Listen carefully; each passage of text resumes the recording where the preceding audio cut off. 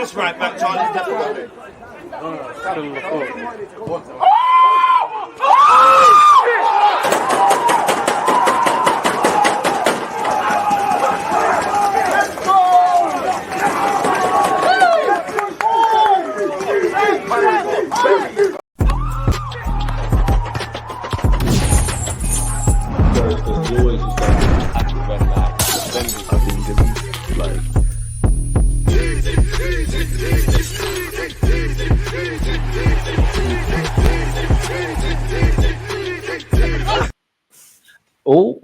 Anyways, people, Deluded, I'm back again. Jess and her dog are here, back again. Special guest settings. How you doing? I'm good. Sorry. His dog always kills me, man. Like the last time. He does it as soon as we start to do anything. He's like, I just want to play. I want to do everything else. He's trying to tell you he wants a YouTube channel, man. I know. He needs his own account. He's really cute. But yeah, how are you? I'm good, man. I'm good. I'm just wishing on Arsenal signing players. And actually, there's something that I didn't plan on asking you, but I actually want to ask it to you because you're on social media. You've seen it. What do you make of Bukayo Saka playing left back for England and, you know, the stuff being thrown Ian Wright's way for suggesting that as well?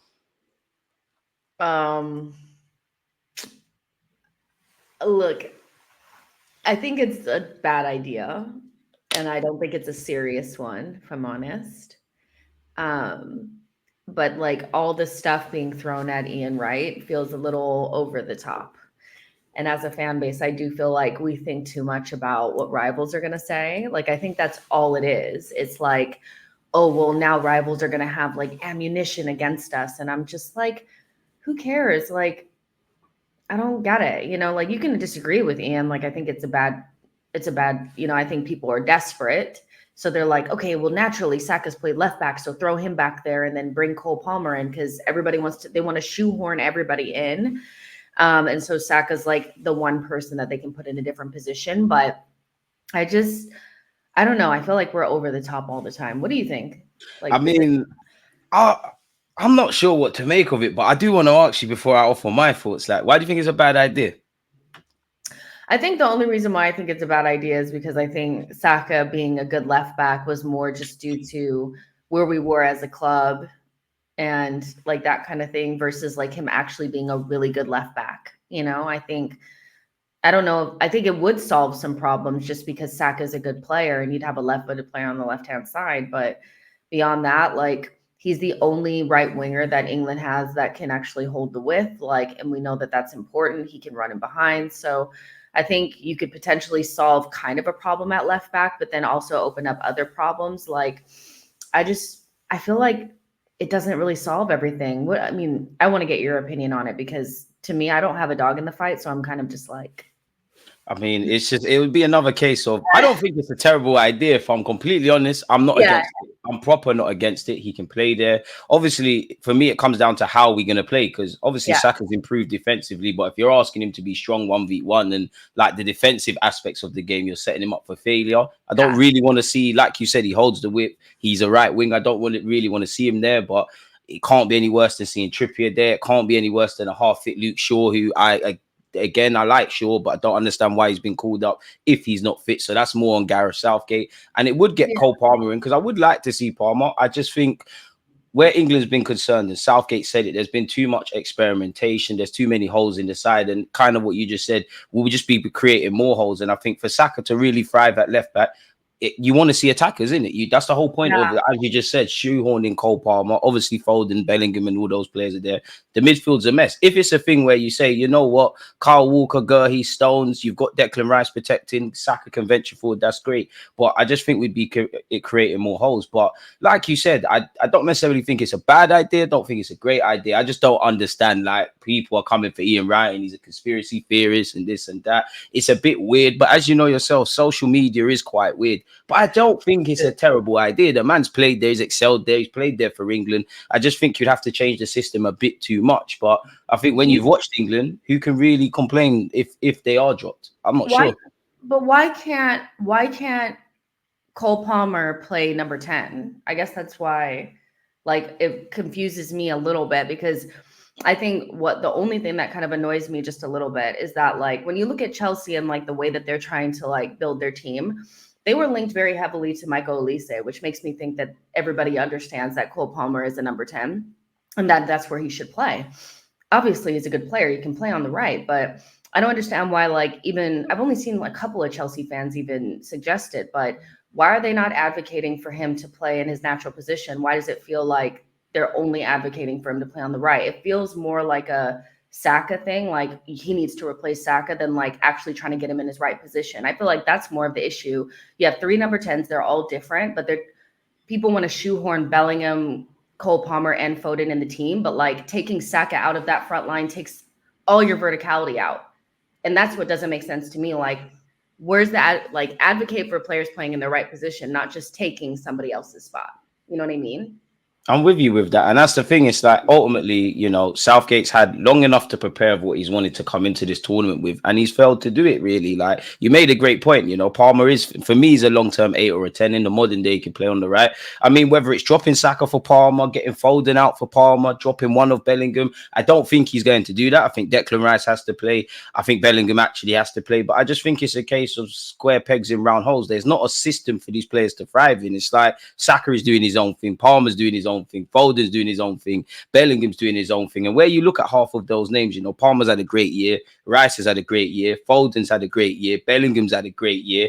Why are they all failing for England at this moment in time? It has to be on the manager. Like, even where you look at Foden, of course the players can step up, but even where you look at Foden, I think statistically there was a stat doing the rounds on social media that he's actually passed backwards to Pickford more than he's found Harry Kane. So some of this has to go down to the manager. And I mean, the gaffer has to have looked at it and said, you know what, if Shaw isn't fit, I'm going with Trippier. Saka is an option. Joe Gomez is an option. So I guess it's just ultimately incompetence on Gareth Southgate's part. But I do think you're bang on the money, where a lot of it is agenda driven. It's Cole Palmer versus Saka. Me, I don't really care when it comes to England, because if Saka goes left back, for instance, and it makes us better by somebody coming into the team or any of these guys getting dropped, I don't care, because at this moment in time, we have played absolutely terrible, and it's looking very bleak in the last round of 16. I'm not hopeful at all. So who knows, man? It's just one of them.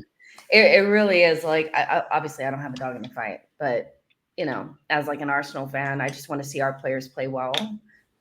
And like, sidebar, I don't even know if I feel like Saka looks fit all the way. Am I just guessing, or like, am I overdoing it? Like, it doesn't even look like he's fully fit. I kind of just want, selfishly, I would love for England to just go out. No, we're not going home. It's coming home. Dead all of that. No. We're bringing this home.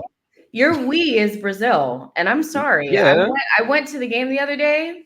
Listen, don't mention Brazil, man. Brazil, Jamaica, England, they're all upsetting me, man. Like, they're all upsetting me. Yeah, but obviously, I'd want it to just all be done. But, you know, whatever. Are America in the Copa America? Huh? Are you lot in the Copa America? We sure are. And we won our first game. How's it going on for you?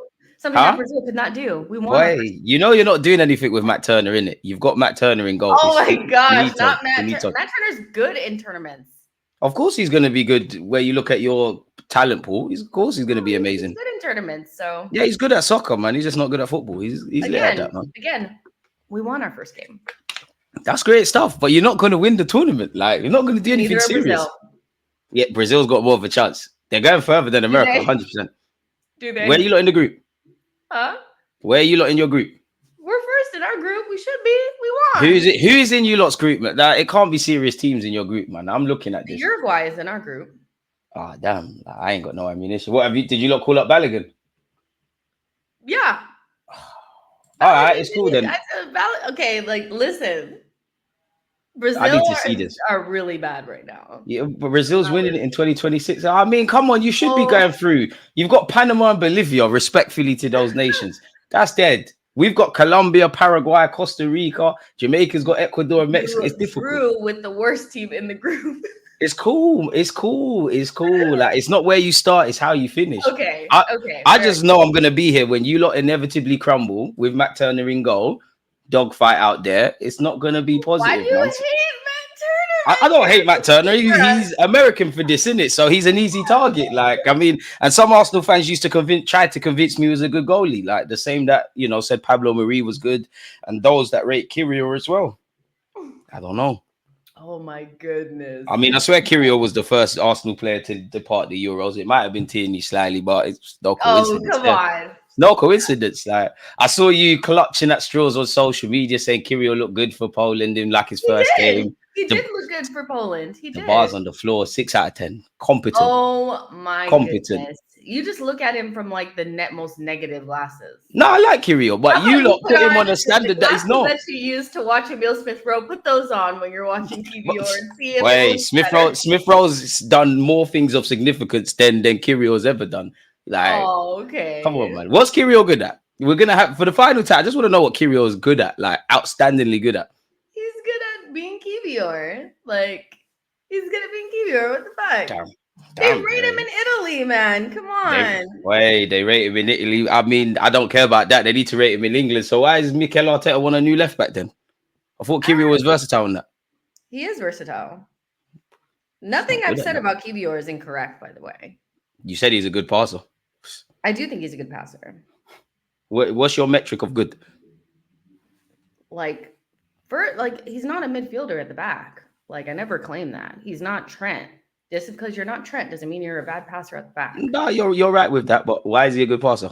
He just is. Out of 10, what is on the passing scale? What is he out of 10? Like an 8. He's good. He's a good passer. Yeah. In comparison to those in the squad. In comparison to like defenders, like in our squad, in Arsenal squad, he's an 8 out of 10. Defenders overall in general, not like we have really good passer at the back. He wouldn't be there if he could not pass out from the back. Is his passing better than Benjamin White's? No. Is it better than Tommy Asu? He's not better than Ben. Like he's no. I'm just at the aspect of passing because I don't think you're wrong, but I'm just trying to gauge what you define as a good passer. Just defenders in general, he's like if you compare him to other center backs, if you compare him to other fullbacks, he's a good passer of the ball. Like that's why we got him. I know that's why we got him. So I mean, I would have liked us to get him because he could defend. I mean, you know, when Zinchenko was playing left back, we was playing inverted. We had to change it for him. Kiwior, let's be honest. Kiwior is not a worse defender than Zinchenko. Like, the bars on the floor. No, Kiwior, for me, Kiwior's a 6 out of 10.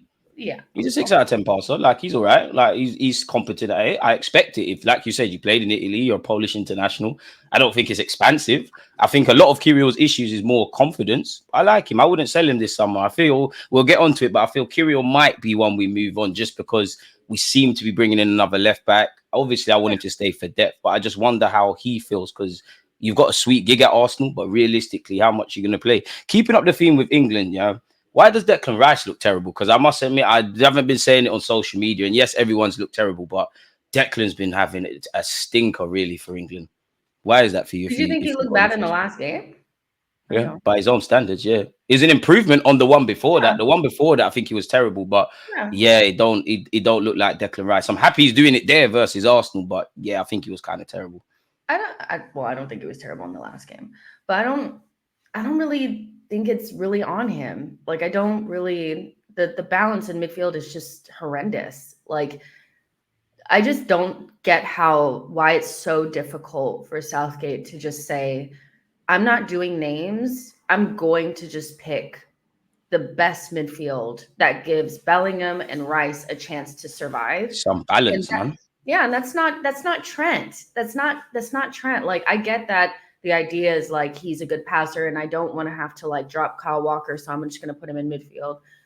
But it just doesn't work. Like it just doesn't. Like I think it's really simple. Either play Mainu or Adam Morton in that 8 position and all of the problems go away, to be honest. But like Rice is just somebody that I do agree in like that second game. He was horrendous, one of the worst out there. Like, but he didn't have anybody around him to help him in midfield. The angles are just so different. When you play for Arsenal, Arteta like kind of thinks about every single scenario. So like if you turn this way, this is who you're going to have. If you're going to turn this way, this is who you're going to have. If you're in trouble, this is what you're going to do. And I don't think he's in the similar situation at England than he is with Arsenal. So I think I give Declan Rice a lot of, grace in that because I'm just looking at the midfield and I'm like, this is horrendous. Like it really is. So you have Bellingham, somebody that just wants to kind of like float and do his own thing. And then Trent is nowhere to be found. And then the next game you put in Conor Gallagher, who just like. The less said on him, the better, man. Yeah. So yeah, from my perspective, I give Rice like a lot of grace, and I give a lot of the England players in general a lot of grace because I think there's a lot of good players. We've seen them play well for their club teams. I just think it's the manager and the lack of balance. Like, I think another coach could come in this tournament, you drop a good coach in, and in a day, England look better. I think Southgate is that bad.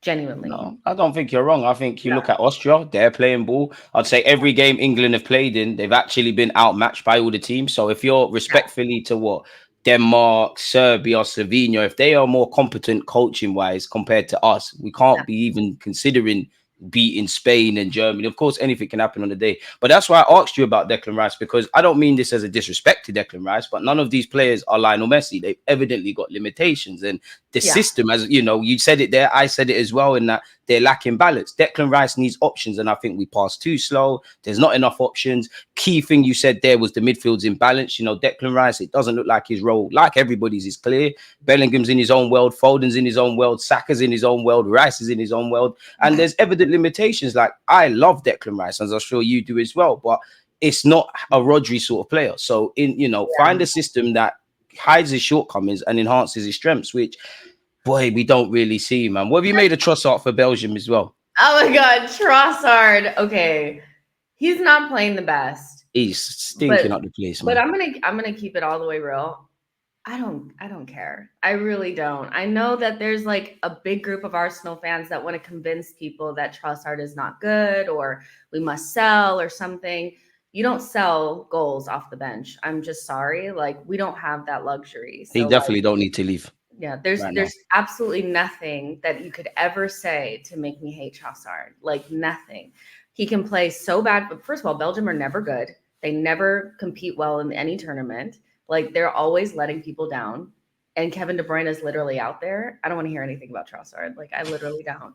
Like, I literally don't care. Like, Doku's out there teaching like St. Maximum. Like, come on. Like, Trossard, I don't care. Like, I don't know. Trossard's dad's doing a lot of talking, to be fair, though, man. Saliba's looking good for France as well. Yeah. And like, obviously, you want your players to play well. You know, I think the players that I'm more concerned about, because I know what Trossard is, and I know what Jorginho is. So if they don't perform that well for their countries, it's not really gonna like make me feel any type of way because they're not the main guys. I think the one player that I'm most worried about off of the back of the last couple of performances for their country is probably Kai, because it's just the way that he's playing for Germany is kind of giving the same vibe like that he has for Arsenal. It's like the all-around game is kind of there. He works really hard. But if you don't have a full Krug, you're in trouble, because there's just going to be games where he just offers very little up there. And I feel like you've seen that in the last game. There's already from the first game, they were already calling for full Krug to start. And it's getting louder and louder and louder. And I just feel like it mirrors us so much that it's like, I get what Nagelsmann is trying to do. He wants the all-arounder up there. But at a certain point, if you're not scoring goals, eventually you're going to have to switch that player out. We don't have that guy, no shade to like Jesus and Nketiah, but they are not like natural number 9. So Arsenal going into next season without that option worries me, because those performances that I'm seeing from Kai now, of course, Germany are not like, all their players are not performing well. It's not like they're creating all these chances for Kai and he's missing sitters, but he doesn't have the ability to create something out of he doesn't have the ability to create something from nothing. And he also is not somebody that can make a small chance into a big one. Like Fulkrug, if you kick it into the box, like he's going to get his head on it. And so I think he's probably the one I'm worried about the most, because I feel like I could see him being dropped the next game. And I don't think it'd be the wrong decision.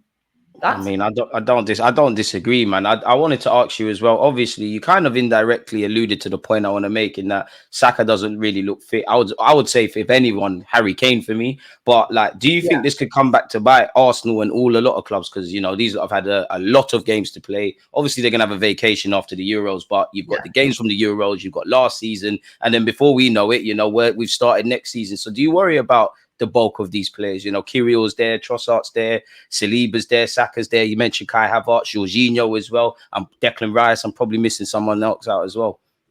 I worry about Saka and Saliba, I think, the most, just because Saka just never looks fit to me. He always looks like something is not right.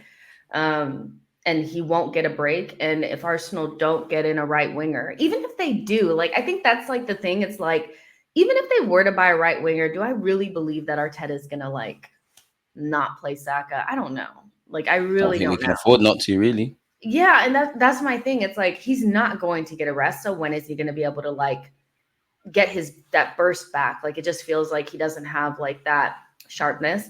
And then Saliba, just because like we've seen what we look like without him, and it's not good, so as happy as I am for Con Artist to be on the bench for France and for our guy to be the starter, like as joyful as that makes me inside, I'm so scared. I'm so scared that something's gonna happen to him. Listen, cross everything that is not the case. You mentioned it, yeah, and I mean, me and you have spoken about this before. I'm sure you've spoken about it on your platforms. Yeah. Like, obviously, where are you at with the striker stuff? Because I'm on the fence. I must admit, I'm with you on one hand in that I don't really want to go into next season without a striker or a winger for that. I think, I want the best of both worlds. Kai, Trossard, Jesus, whoever's there, you lot keep doing your thing. But we need a cold-hearted killer, even if they're just a rotation or every option. A bit like what you said with Fulkirk, someone that's just going to come off the bench and make something happen and turn, just draw blood from a stone or something like that. But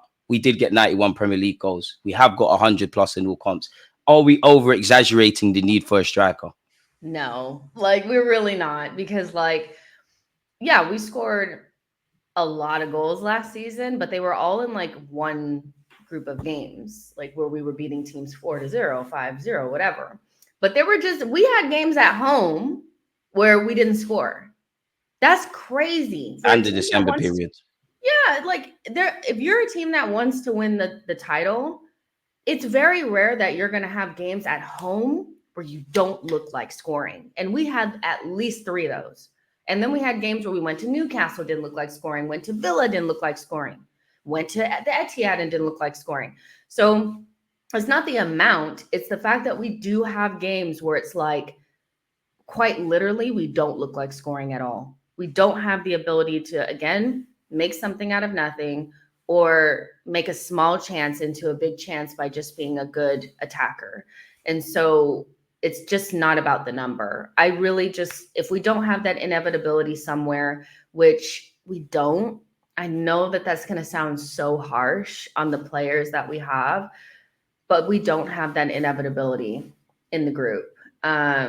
And without that, I just feel like we're going into next season with the same questions not being answered. And I just don't understand how Arsenal could go into next season after, the quotes had come out. I think it was from like James McNicholas that they knew after the Bayern game that we didn't have the X factor, that we just couldn't make something out of nothing. And I'm like, well, if they know that, then there's just no reason to go into the market and not address it, because then what's going to happen? I'm with you with that, man. I think when we talk about the X factor, I think there's only really a few. I'd say Saka's got that in his own way at Arsenal, but I think there's only a few amount of players that have that in world football. So whether they're strikers or wingers or whatever. So as much as I would love them to go and do that, and I agree with you, go out and address that.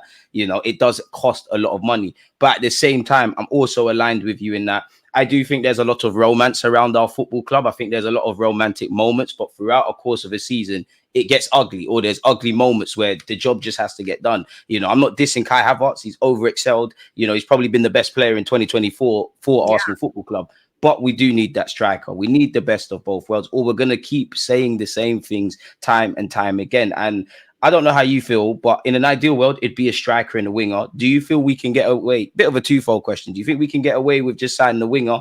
And what if we sign neither striker or a winger? I gotta ask the questions. They want to know your thoughts. I've shared my thoughts. Like, I just want to know. Like, if we go into next season and we haven't gotten either, pack it up. Pack it up, man. Pack it up. Like, what? There's no freaking reason to go into next season without addressing it. Whether you get a ready-made player or somebody with like elite potential, there are so many players out there that I could name right now. Like, if you need help, Edu, call me. I will be right in the office tomorrow. Yeah, I'll be in the office with my little notebook, this little notebook, full of names. You say you don't want to watch Copa America no more. I don't blame you, man. I won't, because what's the point of watching Arsenal if we're gonna if we're not gonna improve that attack? Do you know what I mean? It's true. It's more of the same. Yeah. So it's okay. But in terms of these striker versus winger situation, if we were just to get a winger, how would I feel? It depends on the winger. It really does. A winger could change a lot. A winger can change a lot. It could give you that inevitability. It's not always just about the striker. We just have to have somebody that has a little bit of that stardust. And so, they just have to figure that part out. I think obviously at some point we'll need to get a striker. I don't think we've spoken since the whole Sesko thing he stayed at. Don't remind me, man. Damn. But he's a player that I would fully expect us to go in for next summer. If he continues on, we need a striker at some point. And I just don't see Isak leaving anytime soon, so that will have to happen. But even if you can't get your number one target, you still have to address it in some way. So just get it done. But how do you feel about the striker market then? Because on one hand, to be fair to the club, exactly. This is what I'm saying. Imagine, because in previous years, we have just signed players for not for no reason, but it's we can't get anyone. So somebody is better than nothing. Now, under Mikel Arteta and Edu, as you've seen, we're prepared to walk away, whether it was Vlahovic, whether it's Tony. So if we don't find a striker on the market, whether they're a household name or emerging side, do we have to give the club some props for at least saying, you know what, sometimes no decision is better than making a bad decision then, if they can't find that value for money forward? Are we okay? So I guess this is my thing. I get the wanting to have the perfect approach of getting players and saying no when it's not the right situation. But are we kind of not beyond that a little bit? I understood it more at the beginning when we had the Mustafis and Socrates, and we're we don't want to redo those mistakes. But are we too good for a Joselu? Not really. I mean, someone I know what you mean, but his profile wouldn't go amiss in the squad. Like what you said about the German lad, we could do with someone like that on occasion. Yeah, to me, that's okay, so if you can't get your number one option, I understand that. Don't just get some guy, but you still have to find a solution. And the solution isn't always pretty. But if you offered me Fulkrug now, I would take him. I would take him for a season or two. I would take him. You know what? For a year, I'm with you for a year. If you know what, if the Sesko thing's dead, we're not going for Osimhen and Gyökeres. I'm here for it for a year, innit? So you can say, you know what, you're here for a year. Go and start talking to Sesko. I'd go with that. Because in the end of the day, just leaving it blank or leaving it the way that we have it now, I feel is just as bad as kind of just making the bad decision. There has to be a solution. And this is where I think my criticism of Edu comes in, is I don't feel he's creative enough. I don't feel he has enough. He doesn't have enough creativity to figure out something short term that's not going to completely capitulate the project. You know what I mean? It's we're either going to get our big signing, our perfect signing, or nothing. That's why I was really surprised about Trossard and Jorginho, because I was wow, we didn't just go with nothing. I think we could do more of that, but it does feel when we get into the summer window, because if we were not in the title race, they would not have gotten Jorginho and Trossard, by the way. They wouldn't have. I disagree. That was because we were in the title race, period. I disagree. Come on. I disagree. If we were just in the top four race, come on. I disagree, because we needed players. We actually needed them. Trossard was a bit like what you're seeing with Sesko. I think we tried to go for Mudryk. It didn't work, and we struck gold in that. Trossard and De Zerbi, I believe at the time, they were fighting each other. It was a market opportunity, really. So I think they would have done that. I think Jorginho was right up their street in that you could see what he brings to the club, and he's got 1 foot out. I want to be devil's advocate, though, because I don't disagree with what you said about Edu. But to be fair, we can't always see what the guy is doing. What if in an alternative universe, he has found that Fulkirk, he has found that Hosselu, he has found that plan B, and he's shown Mikel Arteta, and Arteta has said no? Then where are you at with that? Because on one hand, I agree, but he's kind of, to a degree, Edu's kind of damned if he do, damned if he doesn't, really, essentially, because we all know Arteta. I know Edu probably, if you look at the structure, Edu's above him, but we all know it's Arteta. Edu would be the first to go before Arteta. I mean, but is this not I feel there should be a way to overrule some of this stuff. Is Arteta going into next season with no striker? He's the one, how confident could you, like, you have to be so confident that you're never going to get sacked to go into next season with no striker. And He's going to get a new deal. do offer you a striker and you say no. Seriously.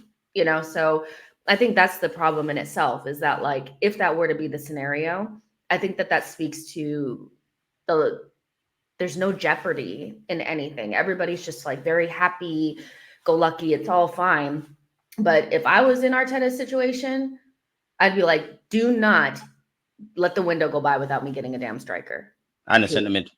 And a center mid. Like, let's get this shit done. But I would be afraid for my job. I don't think you should be.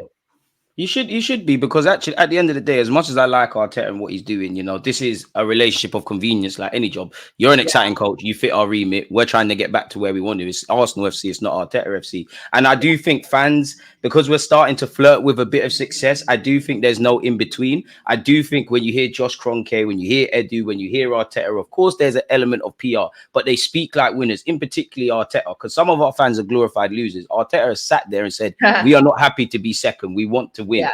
But this is now where I want to see, can you actually do it? Because I know we can't go and spend £1 million. I know it's in the remit, but we're flirting with it. It's starting to feel like we're in that scenario now. Last 2 years, we've improved, we've challenged, we've done so many good things.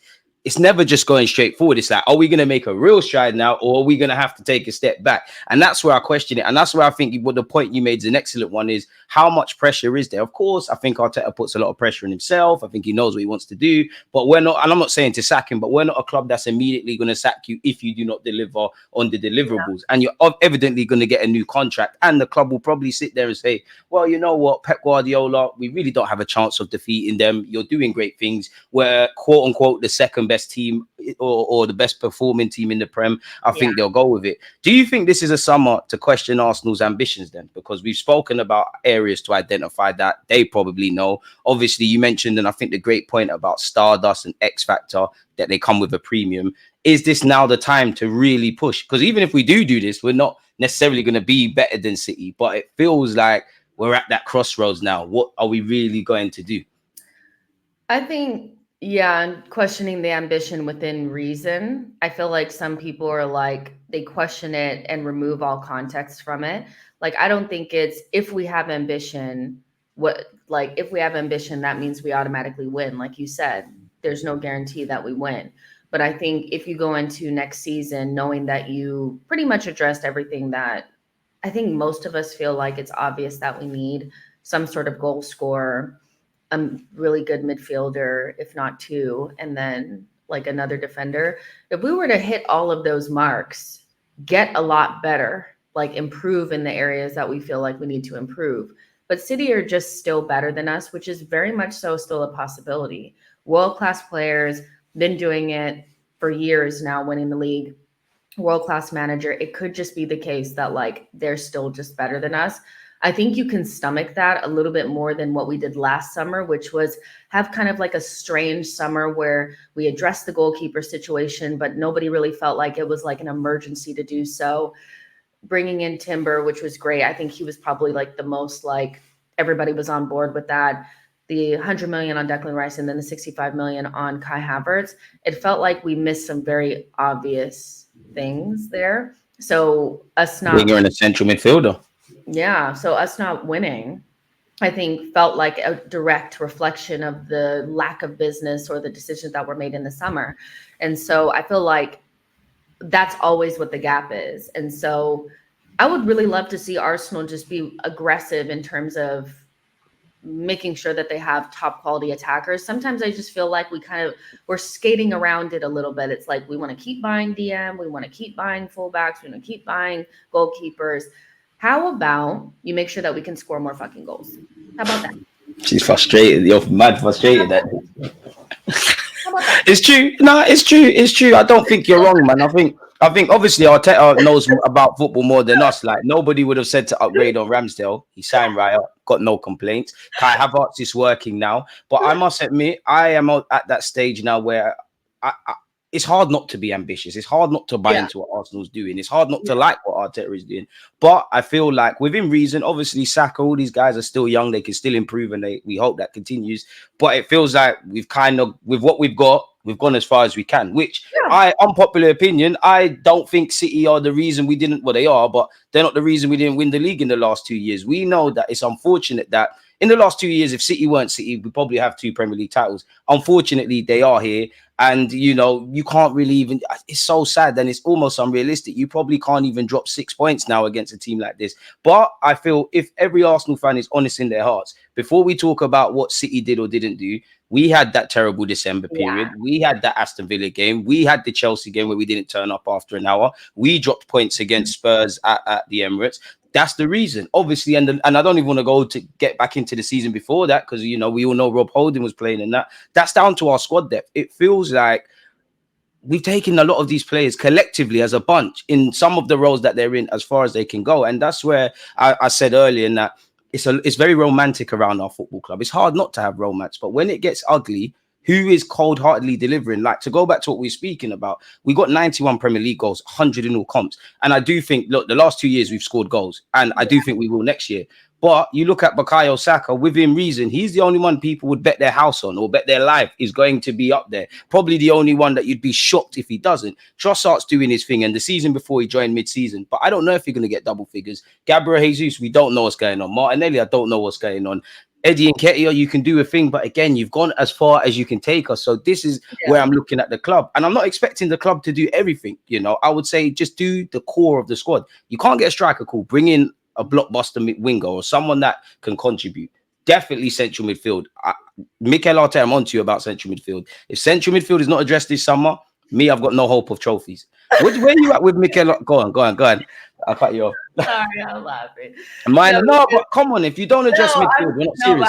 That's because I feel the same way. I'm like, I'm hearing nonsense about midfield. Like, oh, they don't know if they can see a number 8 that can solve it. Man. Yo, like I said, Edu, I'll bring my notebook, buddy. Yeah, you know what? Post that to him, man, because there's no excuses. You've got, and I don't know if any of these names, but you know, you've got the Onanas, you've got the Zubamendis, you've got the Fofanas, you've got a bunch of players that we've all spoken about. Just get someone, get that long-term partner for Declan Rice and Odegaard. We can't keep going through this. Like, I like Havertz, and I think one thing that saved Havertz is the centre midfield experiment. It stopped working. You went up front, but there's still a hole there. Nobody's grabbed that. Yeah. The two most natural options in Jorginho and Partey, they haven't got longevity. Partey can't stay fit. And I actually feel we had to play Jorginho more than Arteta in his heart of hearts would have liked to. So if we don't address that, like, you can't keep doing the same thing and being surprised. Like, it's almost like, it's like we know that it's going to rain. And rather than be proactive, get an umbrella, make sure we're sheltered.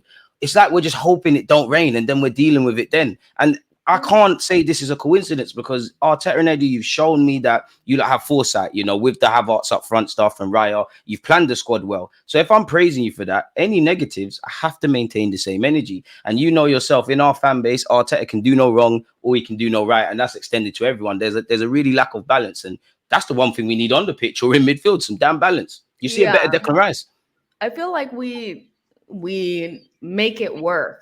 And then we decide that this is what was always supposed to happen, or this is as good as it can get. Exactly. I felt like midfield all last season was doing a job, finding something that works, but not really like maximizing the potential that the midfield has. And that'll only come with an actual midfielder in there. I don't know why the club is allergic to a number 8. I don't get it. Like, it's just like they're allergic. It's like 6 or 10. That's it. But I mean, I would be satisfied at this point with Fofana and Eze as the midfielders that we bring in.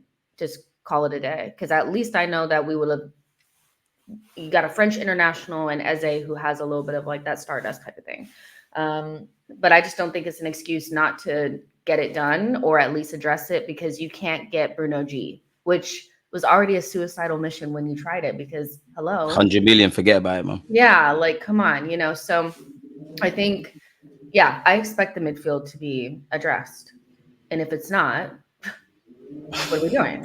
We're saying the same thing. We'd rather 8 or a 6, because as much as I want 2 central midfielders, I think they're only going to get 1, and I think it's dependent on what they do with Rice. If Rice is going to continue this 8 thing, then you're going to get a 6. I don't really want him to continue in the 8. Why? I don't know. Like, I just feel like I just still view Declan Rice as a number 6, and I just don't really. I was talking about this on my show the other day, and I was like, do you like, and I was asking the chat, do you actually believe that the system cannot have two advanced midfielders in a six? Or do you believe that the advanced midfielder that we've put in the other position, whether it be Havertz or Emil or Fabio Vieira, just haven't had the personality to make having two advanced midfielders probably that work, or I think it's more, it could be that more than just the system doesn't allow it, because Arteta's tried it many times. And I think what usually happens is like, it doesn't ever feel like we're in trouble. Like, it doesn't ever really feel like we're getting like ran through or anything like that. It feels like we're not as creative, or we're not able to like get into midfield. And I feel like that's because the other person doesn't have the personality to get on the ball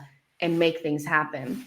And so when I look at Rice, I'm like, is it better to like shoehorn him into the 8 where we'll still have questions around whether or not he has the cuteness of passes and like that, that thing that like number 8s have, like that finesse on it, because he can do a job. But again, I feel like he's doing a job in 8 where I think his future is actually in the number 6.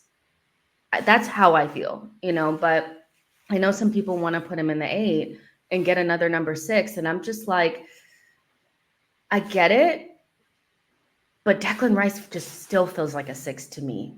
Like, he just does, and unless we're going to play with a double pivot, I don't know. Like, what do you think?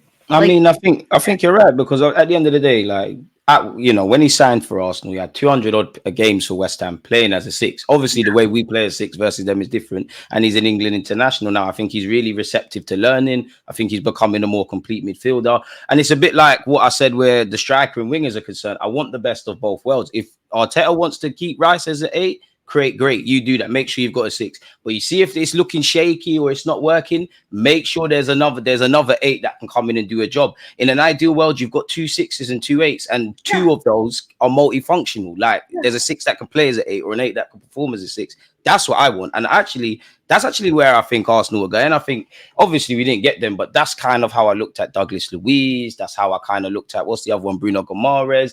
I wouldn't quite extend it to Onana, but he shows a willingness to be anything more than just a traditional, destroyer of a 6. And I think that's what we need, really. We need different options. We need to be unpredictable. That's why I'm such an advocate of Fofana, and I don't understand why we're not going to get him, because like I want him, but I don't think it fixes anything. In my heart of hearts, I don't think it fixes anything. I want it. I think it's great in the squad, but I don't think Declan Rice and Fofana does anything. It's 2 box-to-box midfielders.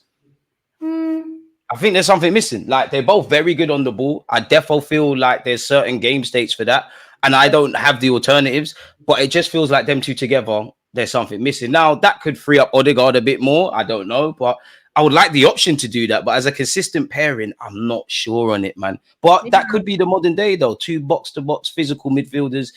And you never know. Arteta has, made Declan Rice a lot better in the final third. I think Fofana is lit. I definitely want him in the squad. And as you said on the last show, if he's available for 20 odd million quid, it's a no-brainer to get it done, really, for me. If you can't get one of the more, expensive options, like that's where I think our issue is.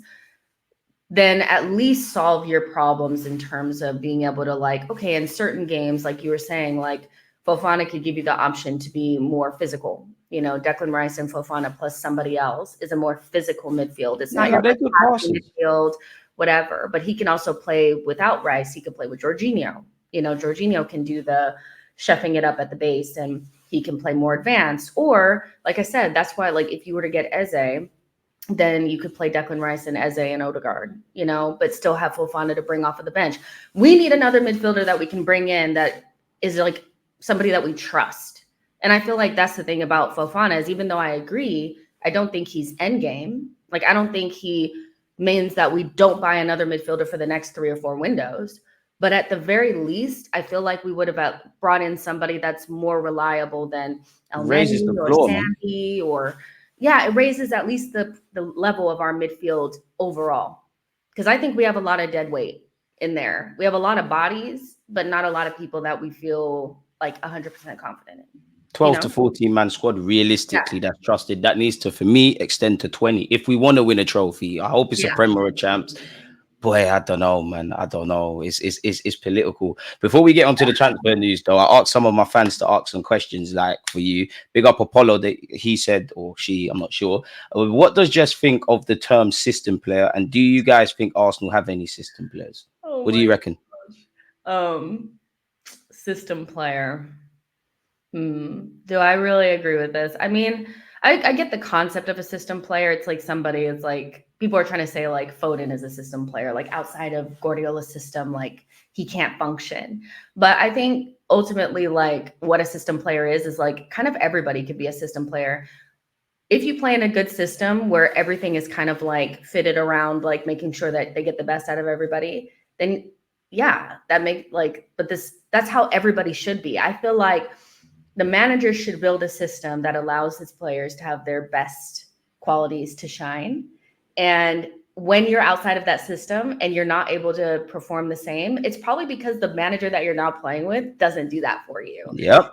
So I think it's a way to try to make it seem like certain players are not that good outside of playing for their club team. I feel like it's just something that people are throwing around, but you could say Declan Rice is a system player based on what you've seen with him with England recently, but that's because Arteta makes sure that Declan Rice's best qualities show. It's just not that deep. Most players look better in a system that actually makes them look good. So it's not, I actually don't think, I think it's something that football Twitter is using to try to like slander. Yeah. Foden should not have to feel bad because on a regular basis, he gets to play for the best manager in the world. Southgate, like, come on, so yeah, that's kind of how I feel. I can't disagree. I think Jess is back on the money. In the modern day, I won't say individuality is killed because individuals will always make the difference. But in the modern day, or in my 29 years, this has been the most systemic kind of football I've seen. And Jess said it there. Like every player is a system player. Every player has systems that's going to enhance them. Like, and that's really been going on since the beginning of time. Towards the end of John Terry's career. I know he's racist. I shouldn't use him as an example, but he struggled to play in a high line. So naturally, Jose Mourinho found a way to guard against that. That's what you should be doing. Really, unless you're Lionel Messi and players of that ilk, because Ronaldo's a system player now because of time going on. I think Jess is bang on the money. I think every player is a system player, really. I even look at someone like Saliba. He's having to learn to play that left-sided centre-half role because at Arsenal, that's not there. So I can't really say anything. Next question is, go on. I was just going to say, and some systems are based around giving more players freedom because that's what they need. Like everything is a system. So I don't really I'm like, okay, whatever, guys. That's what you should be doing. So, as Jess said, I think it's just a football Twitter thing. It's to slander people and just move mad. But agendas are never going to change. Next question. Shout out Tinted Red Glasses. After reports of Eddie up for sale and Sesko signing a new contract, who are our realistic striker targets that can play our system and back up Kai and Jesus? Me personally, Jess, I don't have a clue. But I've always found it funny when people say realistic because I don't know what Arsenal's operating with. I would probably say someone like Joshua Zirkzee purely because I could see him fitting in at Arsenal and he's got a 40-odd million pound release clause or something. So I could see Arsenal spending 40-odd million quid on someone, but it doesn't even seem like he's even an option. So I'm not sure. Yourself? I don't know. Am I desperate? Like, how desperate am I now? Like, I mean, right about now, Solanke's looking pretty good. Nah, that's dead. Big him up. He's not bad, but that's dead. I can't go down that, man. What do you think of this question? With all the midfield, we might have even covered this to be fair. With all the midfield talk, do you think we're just as clueless as Mikel and Edu, as it's about many bits coming together and he's going to want a more 8/10 other than Smith Rowe and Vieira who have not quite played? Well, to be polite, we've got nobody to play the key passes if Odegaard's out. I don't think they're clueless. I think they've got options. But at the end of the day, if you're not bringing things into the football club, then we can only comment on what we see. I do think the club are treading quite carefully where young Ethan's concerned, where the 8 and the 10 stuff is. But I do agree, if anything happened to Odegaard last season, realistically, it's probably going to be Kai Havertz in the 10, purely because of what he gives you off the ball. You would want to see a Fabio Vieira thrown in or Smith Rowe. But then there's question marks there, or you can even Trossard, really and truly, probably a more viable option than the two I've named. Yourself? Yeah, it feels like that's what they want. I feel like based on the way that the team has been, because regardless to how we feel about how we should move forward, they have been building a squad, and they've kept Emil. They bought Fabio Vieira. What'd you say?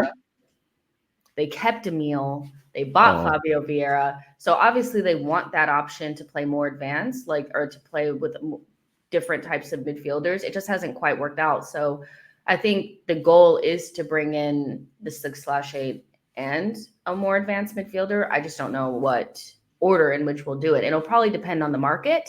There you have it. And so we'll see. I need to see a midfielder come in.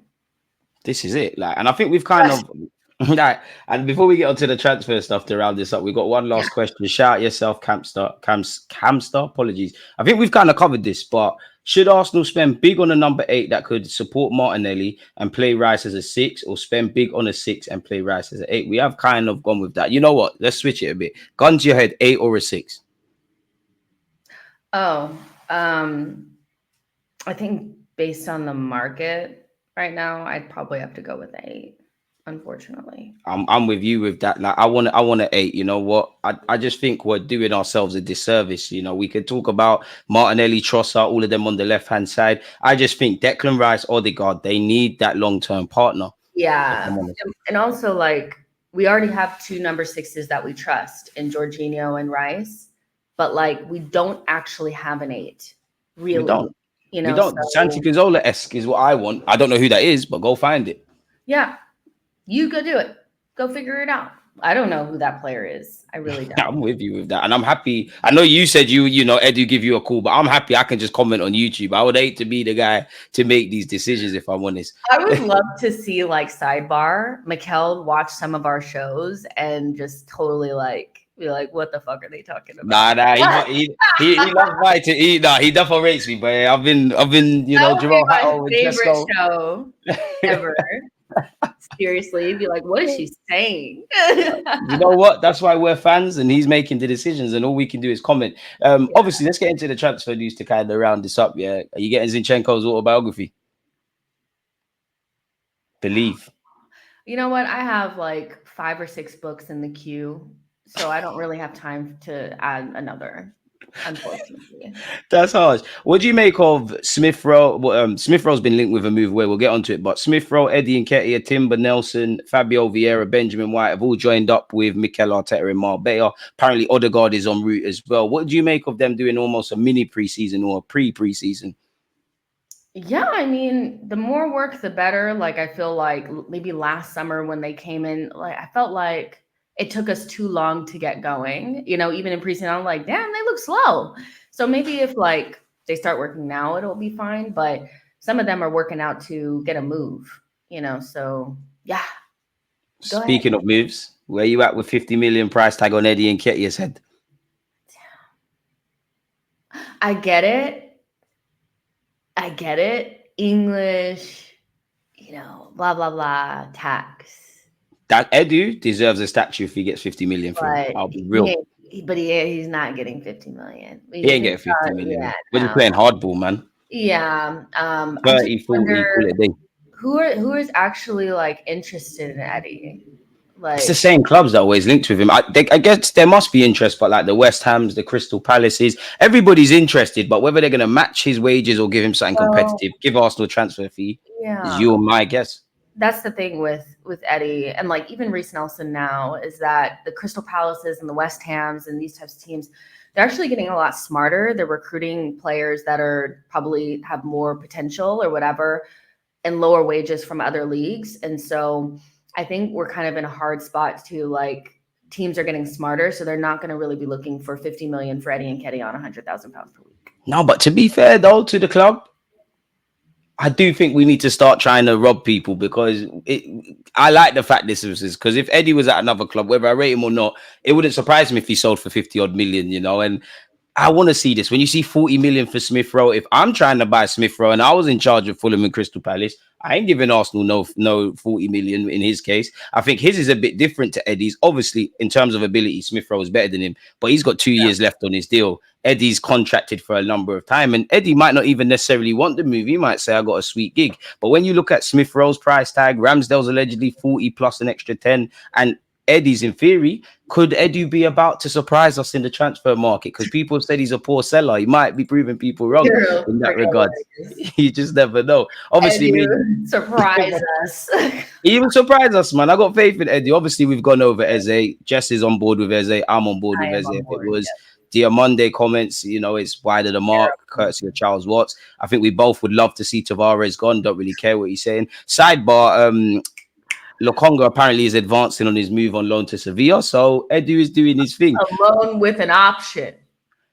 We know that option ain't getting taken out, man. Like he'll be in next one. I don't even care. I'm like, oh, we're in the cycle now with him. Loan option doesn't get taken up again. We're in the cycle. And that's where we're gonna be with him. Like even with Tierney now, like obviously Tierney's got an injury. I don't know how long he's gonna be out for, but that could put a spanner in the works with moving him on as well. He would probably have been one of the first ones. What do you make of the links with Moreno or Sociedad? I feel like he's competent. I feel like our name is being used because Barcelona won him, if I'm honest. But in terms of like a player, I don't know. I feel like this is like he's okay, like he's solid and well-rounded, and that's kind of like a profile that we should be going for.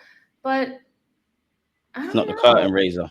Yeah. I don't know if he lifts the ceiling. I feel like he lifts the floor of the team. Maybe bang on. He'd be like a nice backup, but not like someone that you like. Yeah. Now this is the guy. This is the guy. I don't know. I'm against it. I used to be for it. I'm against it now. Why? 30, 40 million quid, 29 years of age, going to be on big wages. Don't really know. That's 30 million euros. That's only like 25 million pounds. Yeah, what wage is he going to be on? I'm saying things I shouldn't care about because it's nothing to do with me. Like I'm not paying him. I'll tell you right now, how you get them wages is you go ahead and sell Mr. Party. And you get easier said than done, though, man. I mean, on ability, of course, I'm having Joshua Kimmich. We saw if anyone didn't, we saw firsthand what he did against Bayern Munich. But I'm starting to think, and like again, if he's available, bring him. But I'm starting to think he's one where I'm excited about the name, not actually reality what he's going to bring to the table. But I mean, he's got versatility. I'm excited about what he's going to bring to the table. Experience, been there, done that. Got the T-shirt. Winner. German. What else do you need?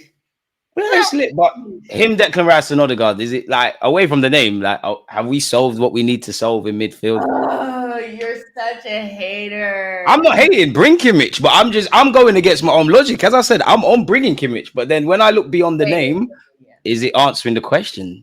I don't know. Like, does he answer a question? Spanner in the works where Fofana's concerned. Apparently, Spurs have registered their interest, and apparently AC Milan are still on the case. I don't think Arsenal are onto him, man. But I'd love to. I don't either. I think if we were, it'd be done. Would you make a Conde rumors? The Athletic said a few years ago we wanted him before Benjamin White. What is it? What do we want? We have Timber. What do we want? Gee, I think it's tabloids. I think it's tabloids because he's going to cost a premium as well. Same, like he must want like a contract or something because that makes no sense. It don't make any sense. Would you make a California? Talk to me about the Italian guy. Talk to me about. I'm bringing him. I'm getting that done. Get it done. Get it done. I mean, it'd be bad news for your boy. It would be bad news for your boy if we sign him. It's bad news for your boy. The peakiest of news. Kiwior's not getting no game time if we sign him. That is the main part of the show that we're doing on my channel. The Kiwior hold them thoughts then. Hold them thoughts. Yeah. Okay. Are we doing it or no? And where's the discount? Because you don't think 60 million is a discount? They were saying 80 last year, apparently. You reckon they could drive that further down? Half for half of the games. Like, come on now. Half for half the games. Come on now. 30 million. I've never seen this guy play, but apparently we've got a new goalkeeper, Joan Garcia. Apparently he's 5'11". It's not the tallest. I'm not trying to get at him, but yeah. The backup goalkeeper can be a guy with hands standing back there. This is like the last thing I care about. I mean, I don't know about you, but I'm bored of the Osimhen stuff. But Osimhen links to Arsenal will not go away. We'd all love him. I'm bored now. I'm over it. Say whatever. It's a bit like Gyökeres. Apparently, Mendes is trying to help bring Gyökeres. We've been through Gyökeres before. You're on board with that. Nico Williams rumours won't go away either, and it appears that Chelsea have moved away. But it's saying everybody has concerns about the wages he's looking for. Do you think he's worth the wages? Nah. Fair enough. Bakayoko, I'm having him. He would need a lot of work. A lot of work. Period. I like him a lot. I like him a lot. He would be perfect for that, like that backup role for Saka. The problem is he don't want to be a backup. And those are the quotes that have come out. This is what we have. And we've actually signed someone. Never seen this lad play. You know, finally, people. Lucas Nodgaard has joined our academy. He's 18 years of age. He said he likes to play out from the back and all of that sort of stuff. And do you know what? Actually, to end this on as well, yeah, I know this is an 18-year-old academy goalie and nobody really cares respectfully to him. But there was little to no noise about that. And it just got announced. So I know fans are upset about not signing a player yet. But the club have kind of put, a kind of blanket on, news coming out. So maybe we need to be careful. And I know everyone's concerned about we ain't signed the player yet. But maybe this is a sign of things coming. Concerned. Like, you have to get past June 30th. We all know why, because of the PSR shit. And then it's the Euros. Like, what are we scared about? We know we're gonna sell. We're gonna sign some players. We know we are.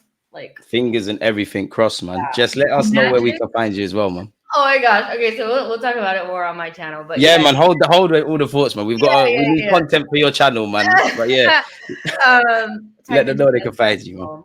Type in Chino's Arsenal in the YouTube search bar and I'll come up. And that's for you lot if you're not lazy. If you are lazy, her YouTube account's in the description. Just click the description. We go again. We're off to join our platform to speak Arsenal with more extended depth, people. Obviously, let us know your thoughts. I'm sure you lot have agreed and disagreed with many things she and I have said. So, yeah, join the discussion, man. Hopefully we sign some players. But for now, we're off to go on her channel. Peace, guys, man.